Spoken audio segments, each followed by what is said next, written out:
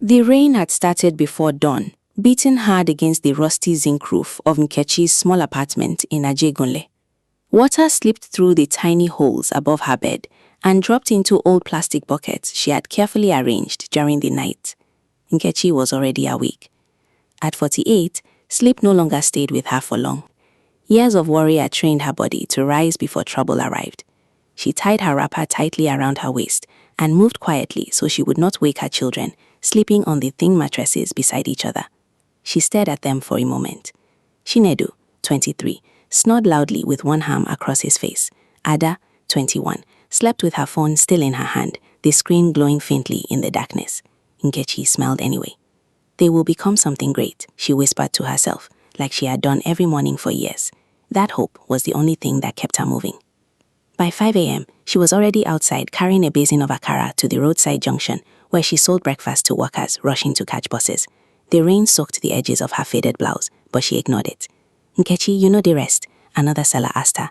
She laughed weakly. Rest no dey feed children. The woman nodded with pity.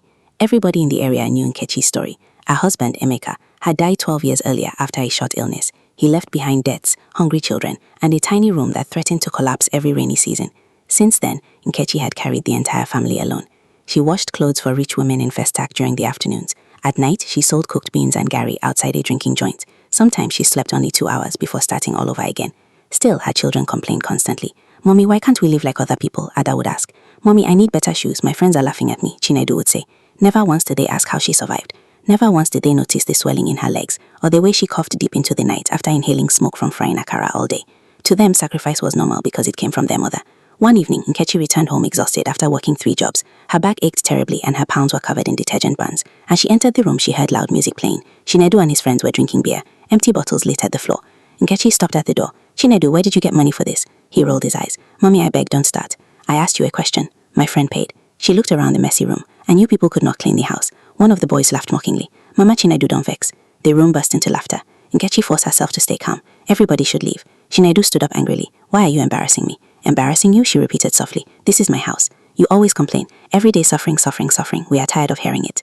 The words hit harder than a slap. For a moment, Nkechi simply stared at her son. This was the same boy she once carried on her back while hawking oranges under the hot sun. The same boy whose school fees she paid by selling her wedding jewelry after his father died. The same boy whose life she saved when malaria almost killed him at age 7. But now all he saw was a poor, tired woman who talked too much. Nkechi quietly picked up the empty bottles from the floor while the boys watched. Not one of them helped her. That night, after everyone slept, she sat outside alone under the dim compound light. Her chest hurt badly, but she ignored it like always. She remembered the dream she once had. Before marriage, Nkechi wanted to become a nurse. She had loved caring for people, but after getting pregnant with Chinedu, she dropped out of school to support her husband. She never returned. Life became one sacrifice after another until she no longer recognized herself outside motherhood. A week later, Nkechi collapsed at the market. One moment she was arranging tomatoes on her tray. The next, darkness swallowed her. When she opened her eyes, she was lying in a crowded government hospital. Ada stood nearby scrolling through her phone. Mommy, you scared us, she said casually. The doctor entered moments later. Your blood pressure is dangerously high, he said. Stress and exhaustion are destroying your body. If you continue like this, you may not survive another year. Nkechi smiled weakly. Who will feed my children if I stop? The doctor looked at Ada. How old are you? 21. And your brother? 23. The doctor frowned. Madam, your children are adults. They should be helping you now. Silence filled the room. Ada looked away. On the journey home, nobody spoke, but nothing changed. 3 days later, Chinedu asked for money again. Mommy, I need transport. Nkechi searched her purse and handed him the last 2,000 naira she had. That money was meant for her medication. He collected it without hesitation. Thank you, he muttered before leaving. She watched him go, her heart heavy with disappointment she could no longer hide. Months passed. Nkechi became thinner. Her cough worsened. Yet she continued walking because hunger did not care about sickness. Then one evening, during heavy rainfall, she failed to return home. Ada became irritated first. Where is this woman now? But midnight came and Nkechi was still missing. Fear slowly replaced annoyance. By morning, they received the call. A bus had lost control on the wet road near mile 2. Nkechi had been among the roadside traders trying to protect their goods from the rain. She died before reaching the hospital. The world became strangely quiet after her burial.